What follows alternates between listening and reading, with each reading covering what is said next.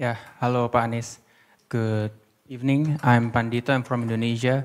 Actually, I was working 4 years before I came here for Transjakarta, so I knew the story. I was just want to ask. Your name again? Pandito. Yeah. I would just want to ask your tremendous good job on reforming transport, but the debate is always on whether you are subsidizing for citizen or you're subsidizing for operator, because the cost of subsidy for transport is growing rapidly compared to the passengers. So now we have like 4 trillion. How do you manage this, those delicate balance between subsidizing for operator or subsidizing for the passenger? Thank you. Thank you. And you're with the school, right? Yeah, I'm an MPP senior. You're an MPP senior. Excellent. Okay. We'll take the second question here. For the gentleman behind and then the one in front. Selamat sore, Mas Anies. My name is Chrysler. I'm within the school. Chrysler. I can concur the enjoyment experience when walking in the sidewalk of Jakarta. I used to work in Jalan Sudirman. Oh. But what I'm interesting in question is that despite the innovation that you introduce, how do you empower the bureaucrats so they can put the innovation stays? They don't throw away the sidewalk when you left the office. Thank you. Thank you. Okay, go ahead. Thank you, Prof. Zana. My name is Paul Lim. I'm from Malaysia. So my questions to Pak Anies would be about the Indonesia and China relationship, particularly in the Belt and Road Initiative, as Bandung and Jakarta HHR is one of the landmark project in the it's ongoing landmark project in the Jakarta, and we see significant progress. Oh, the high speed. Yes, HHR. We see significant progress after President Jokowi visited Beijing in July.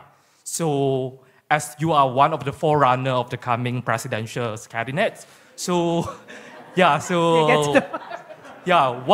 and you might be dealing with greater challenges, for instance, the state-to-state relations. So what are your views on the BRI in Jakarta and Indonesia? Thank you. The BRI initiative. Thank you very much. BRI. BRI. The Belt and Road. Okay.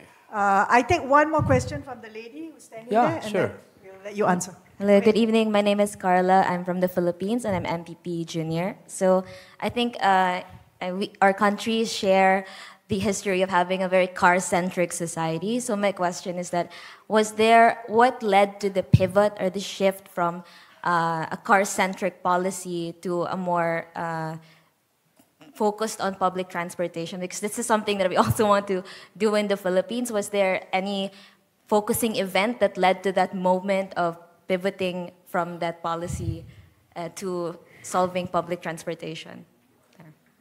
All right, thank you. This is a slide answer. So I hand it over to you to answer the 4 questions. And they're very big ones, actually. Yes, they're big questions. Yeah. First with Pandito. Thank you. Very good questions. Yes, in the short run, if I may say, in the short run, it looks like we are subsidizing the operators in the short term. Why that is the case? One, our ridership has not reached the target we would like to reach. And this is like a chicken and egg problem. Do you want to invite more partners into the business of public transport? You need to have high ridership. And then to have high ridership, you have to invest on making sure that the fleet were available and reaching out to all area of Jakarta. So in our model is this: we invested now, we subsidize, and this will continue to grow. And as it grows, we will then rely on non-fare box revenue. Instead of like today, we're relying on fare box revenue, and the difference is being subsidized. So we are pretty sure that as this continue, we will be seeing that trend. Number 2 is on the TOD development. The TOD development will bring in a lot of investment and it will also change the equations on the public transport expenses.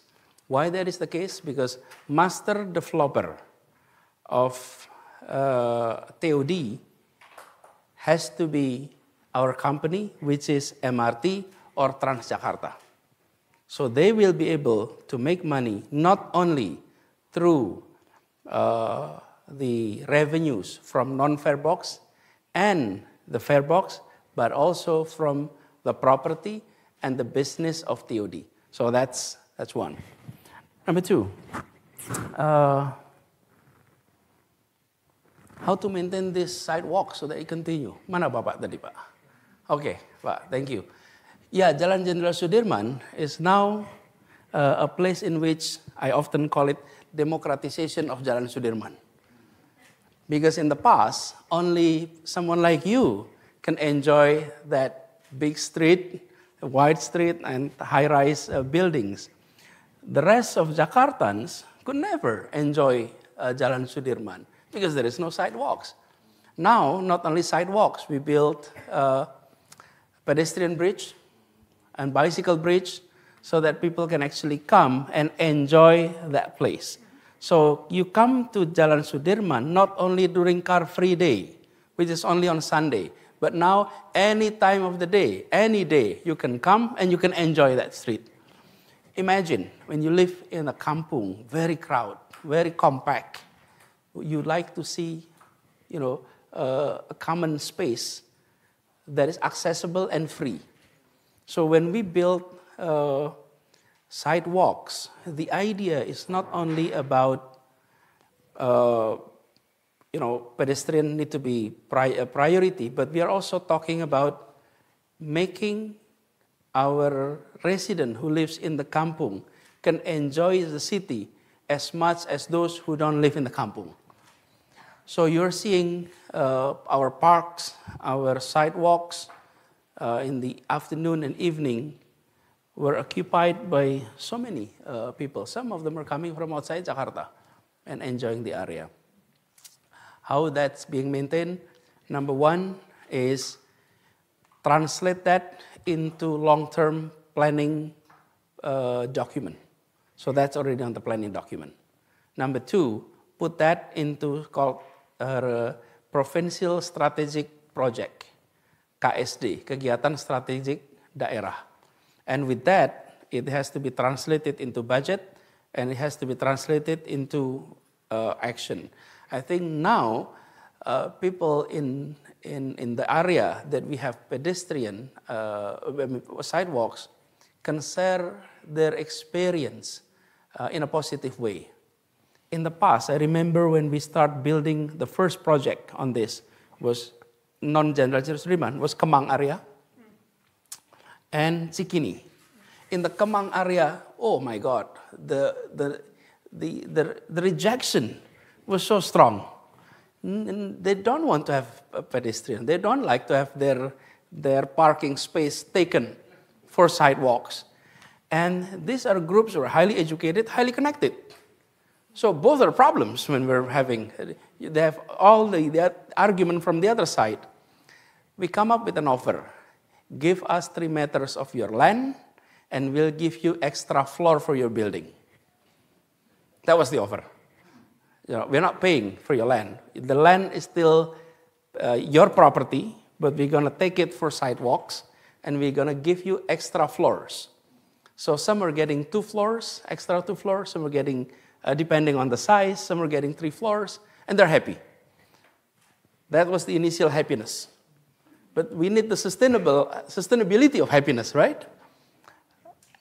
What happened is, I'm giving an illustration. When you come to a mall, you take your car and you park. After you park, you walk in the malls and trying to decide which restaurant you will eat as you walk, right? But when you go to area of like Kemang, you decide which restaurant and then you park. You decide the restaurant first. Why? Because there is no pedestrian. As soon as we created the pedestrian, what happened was they park and they walk and decide which restaurant to visit. So what happened was not only restaurants that have big parking lot that enjoy high occupancy, but also all restaurants in the area were enjoying that. So there is that effect. So we hope by having this institutionalized, we will be able to maintain sustainability of sidewalk development project in Jakarta. But let me note, it is already 241 kilometers. Unfortunately, most pictures were coming from Jalan Sudirman. So people saying, Pak Anies, don't only build Jalan Sudirman. It is not Jalan Sudirman only, but it is actually across the city. One problem that we need to counter is this. We need to educate our motorists not to use sidewalks for two-wheelers. That is something that we need to, we still find difficulties on that. Even in Kota Tua. Kota Tua is now completely for pedestrian, but the challenge is the motorists were still riding there. And when they fall, they blame the governor. Pak Gubernur, licin. Of course, it's not designed for motorists. But anyway, that is our challenge. Now,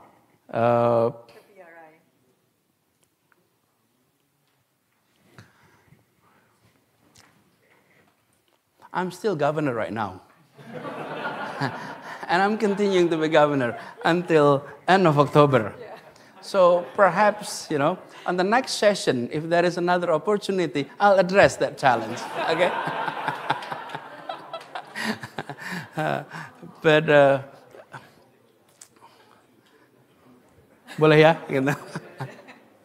But in general, I'm not going to talk about the PRI in specific, but if I may, like looking at the case of Jakarta, we engage in collaboration, in cooperations that is transparent, that adopt good governance, and that is in line with our existing plan. So because we have plan for, grand plan for mobility, for example, it was already decided. I did not want to sort of come up with new idea that is inconsistent with the plan for long-term development of Jakarta. Because if we adopt that, it will be a challenge in the execution aspect. We have a final question on the moving away from a car, towards a car light.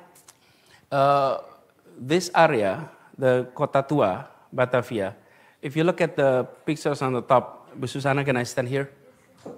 This is the way it used to be. It was basically a road for cars. This used to be all for motorized. And then now, this is the area, it's all for pedestrian. We did it in stages, not all at once. In stages. One, we make this area a low emission zone, February last year. Okay? Low emission zone. And it was, when we announced that, of course, the reaction was negative from those who live in this area. And we told them, be patient. If it's not working, we will revise it. But we believe you're not going to lose business. And what happened is they're making businesses. The business is not slowing down, actually. And then now, when we adopted this approach, they already see the opportunity by having it more for pedestrian. So our approach, pinjam. Our approach was this. Oh, this is the way it used to be. Now it's all this area complete for pedestrian.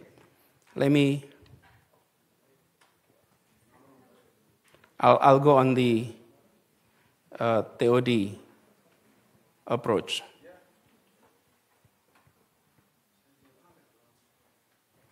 This is to address your questions. We used to be car-oriented development, corridor-based. What does corridor-based mean? If you live in an area with wide street, then you may be able to build high-rise. If your street is narrow, if you live in the lorong, in the gang, then you can only build low-rise. We switch that. If you live near the station, you will be able to build high-rise. So 800 meters as a perimeters from the stations, you will be able to build high-rise towers, high-rise building. So the approach needs to go beyond transportations. It needs to go on spatial planning. So on the spatial planning aspect, you need to reform that from corridor base into district base. And that obviously translates into high density and vertical because it is district base. And because of that, then you have an integrated transportations. Then because of that, you have a pedestrian. So you cannot only address transit-oriented by talking only on the transportation aspect. You have to address the spatial planning because that's where the meat is.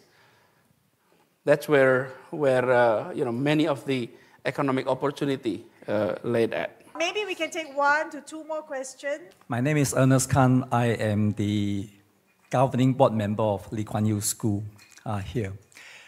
My question to you, Governor, knowing that the capital city of Jakarta, in terms of your administration, is to be moved over to Kalimantan. So as you look forward for Jakarta, with all these lessons learned, what will be the impact on Jakarta when that process is complete? Because then your capital city will be in a city in Kalimantan. And for the lessons that you have learned from building Jakarta, great work, Governor, for the last 5 years. How is that going to impact Jakarta going forward? Thank you. Thank you, Mr. Kang. I had the question also about the new capital. You asked it. Thank you, Panis. My name is Janitra.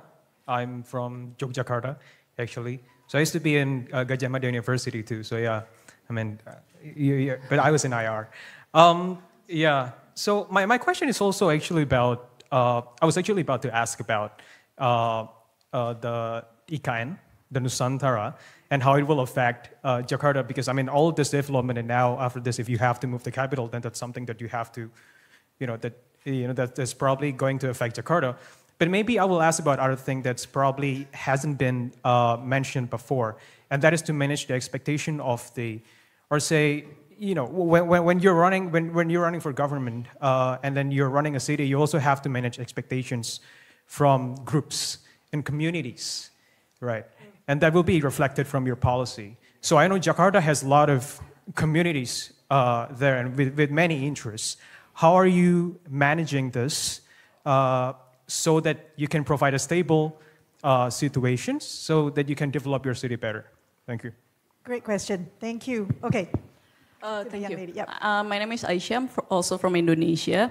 My question would be, how would you balance a city that cater both in the terms of social policy and infrastructure?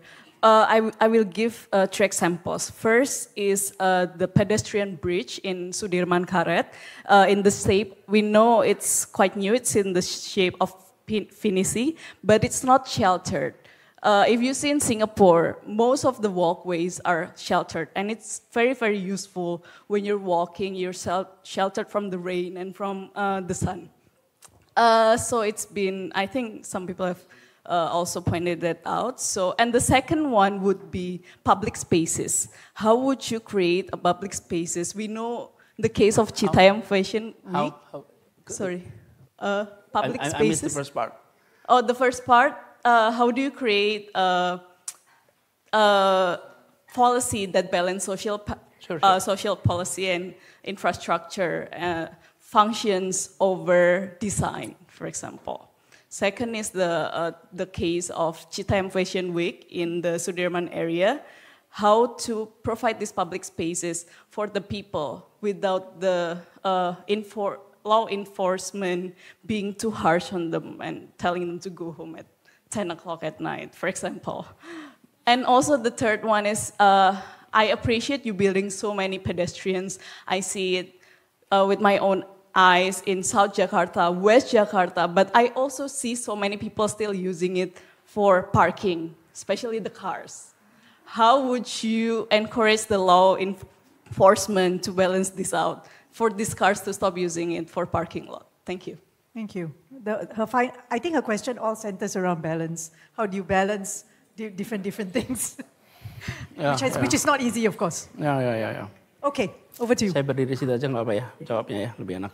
It's been law of the land, so it's gonna take place. How that impact Jakarta? We can sort of look at it from several perspectives. But when it comes to transport, for example, how big is government activity contributed to traffic in Jakarta? If it is big, when they are relocating, our traffic will be better, right? So it's good for Jakarta, right? If they're relocating. But the problem is it only contributed 4%. 4% of traffic in Jakarta is government related. So what are the biggest chunk? Household and business. We have 14.5 million deliveries per day in our city. Delivery meaning, the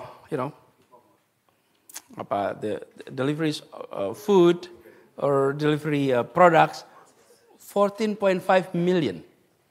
And we have another PR that is not yet addressed, which is the numbering of our address system.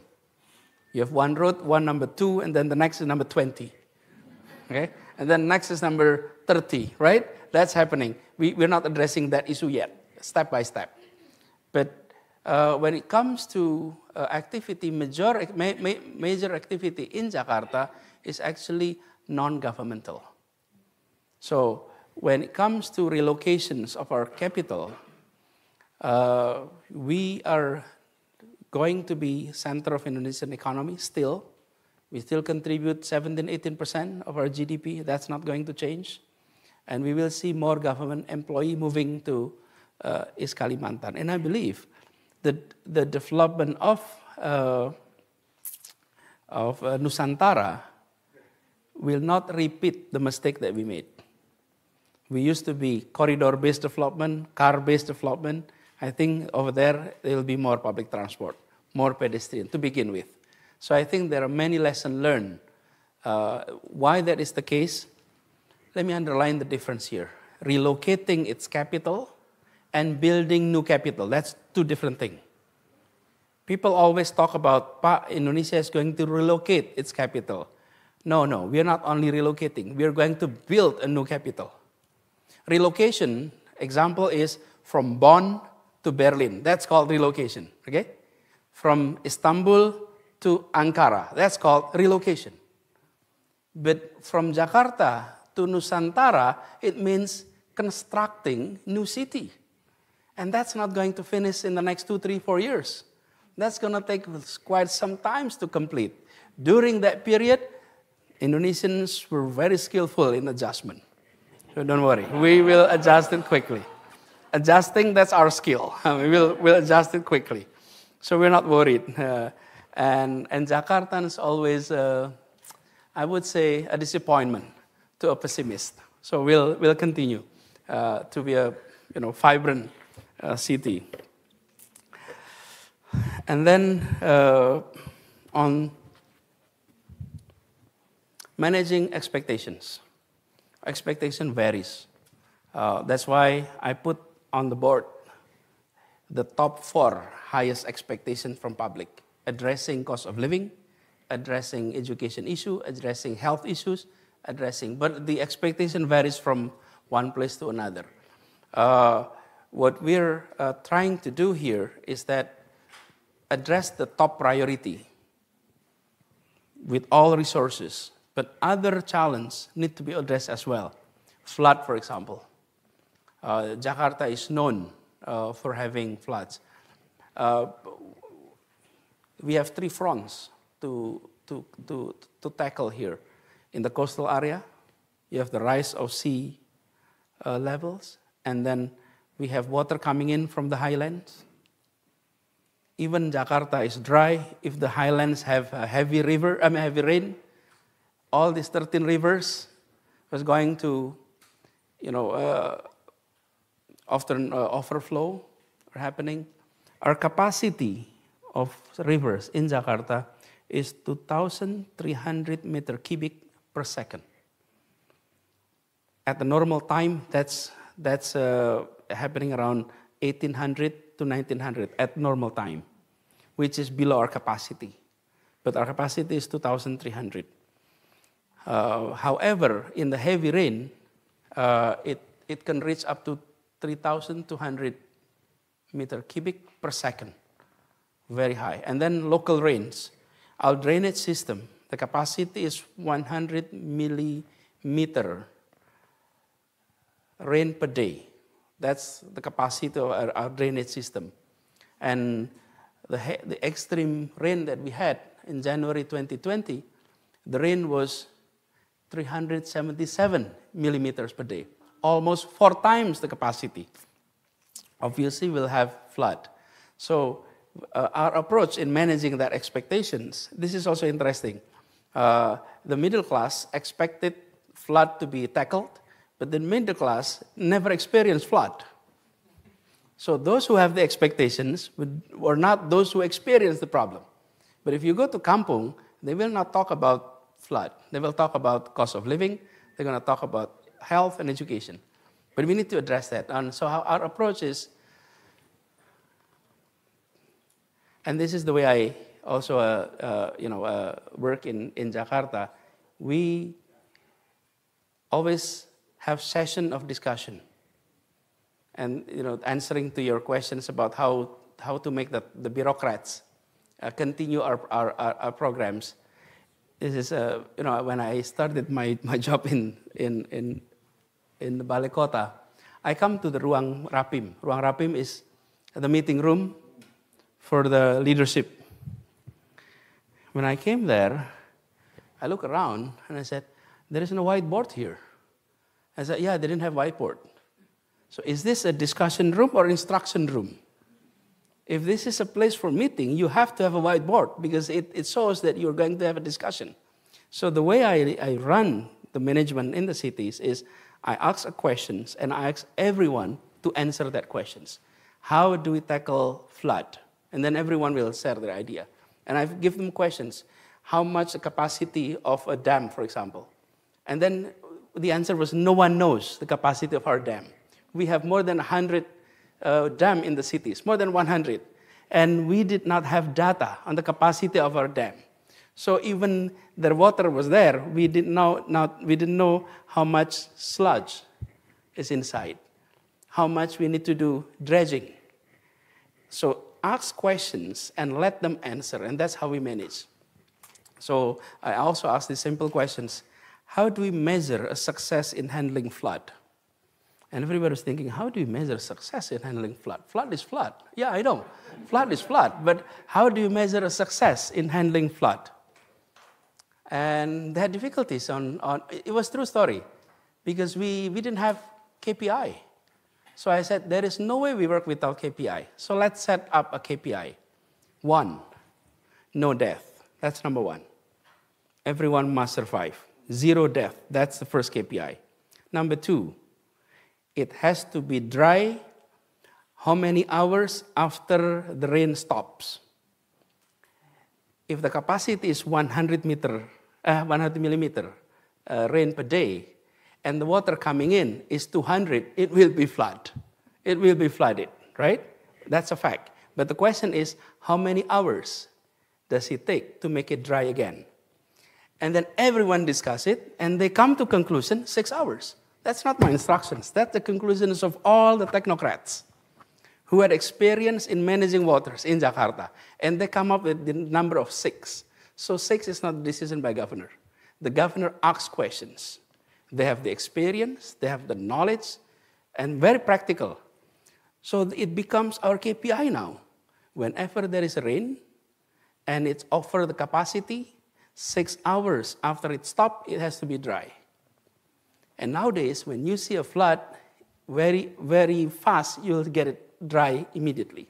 Last year, there was a flood in Kemang, or beginning of this year, and within less than 6 hours, it's dry again. Why that is the case? Because the lurah, the camat, the wali kota were bringing in resources to pump the water. The fire truck were being sent, the tank for watering the parks were being sent. So many resources were being pulled to make sure it dry within 6 hours. If it didn't reach the target, it will mark in their KPI. And their KPI is linked to their salary. Because Jakarta's employees making good money already. So you need to link it to performance. Now, Aisyah ya tadi. Aisyah, thank you. Very good questions. Why the JPO, or the pedestrian walk, didn't have a shelter? Aisyah, instead, it's interesting. I actually was the one who asked all the shelters to be removed. Yeah. I asked them to be removed. And it's not like I asked them immediately. This is my question was this. I always ask questions. I don't give instruction. I ask questions. The question was this. Why do we need to have a roof here in the pedestrian pedestrian bridge? Well, to protect you from rain and sun during daytime. But you're coming from an area that has no shelter anyway. The sidewalk, both sides, has no shelter. So you're walking from an outdoor to an outdoor. Why do you need an indoor in between? If you're connecting the bridge from inside to outside, that's different. Why that is the question? Why I ask that questions? Because of this. The beauty of Jalan Sudirman is up in the sky. Okay? When you are crossing the bridge and there is shelter, it basically blocks your view. The experience is, in fact, when you are enjoying the upper side of Jalan Sudirman, not the lower side of Jalan Sudirman. And most of us who rode cars, many of us were driving in the back seat. And in the back seat, you don't enjoy Jalan Sudirman. It's your driver that enjoys Jalan Sudirman, because they can see all the high-rise buildings and everything. So I asked that questions to come to conclusion that we will and then remove, so that we can give experience to our residents of the uniqueness of Jalan Sudirman. In other area, when we connect buildings, then it has to be sheltered, because you're walking from indoor to outdoor. You will be seeing in Jalan Sudirman, when it is a bus stop for Transjakarta, for transit, then it is with shelter, because they're moving out of the bus, transferring to another bus, then it is sheltered, because you're connecting from indoor to outdoor. So in fact, the idea is to create a space that people can feel togetherness, and that's sort of the objective. And in fact, I always said, behind hard infrastructure idea, there has to be sociological purpose to be achieved. So behind the building of transportations, we're talking about creating the feeling of unity in our city, the feeling of equality in our city. Same thing with pedestrian, and same thing with a pedestrian bridge. It creates the feeling of equality in there. So I hope I address your issues. And then on law enforcement, the Citayam Fashion Week was a unique case on that. Okay, I don't want to say that's a unique case, and it was only happening during school holidays.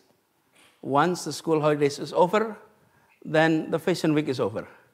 So it was not only because the law enforcement, but because holiday was over, they're no longer coming to the area.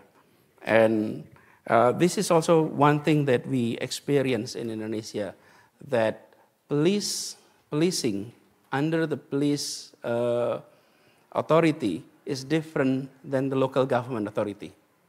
So linking the two is not always easy at the operational level. Okay? Often it didn't go along very well. The last one was about parking. Yes. I mean, this is what I mentioned earlier. This is a challenge that we are still facing. We keep giving tickets. We keep giving basically tickets, and it is quite expensive, 500,000 per day. If your car is being towed, it is expensive actually. And if you have your car for 2-3 days, it'll cost you quite a large sum of money. So we're doing enforcement all the time, but it is a learning process for everyone, because many of us still looking at any space as parking space. And the same thing with garbage can. One day, Susanna, I had a minister taking our MRT.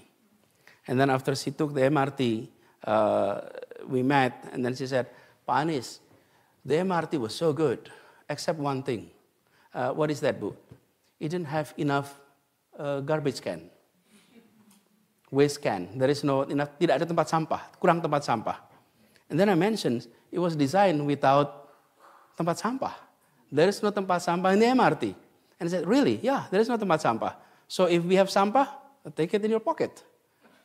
Bring it home, bring it to the office. But that's an education process that we need to sort of embark. It'll take some time for people. Now, if you take MRT, people realize there is no place to put your waste.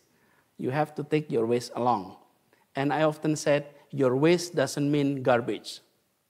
Some waste are never garbage. Some waste are actually recyclable, and you can keep it. And some are garbage. But this concept need to be educated, there's a process of habituations to make it a habit, and one day become a culture to us. We'll see when that happens. Again, thank you very much for all the questions and your attentions.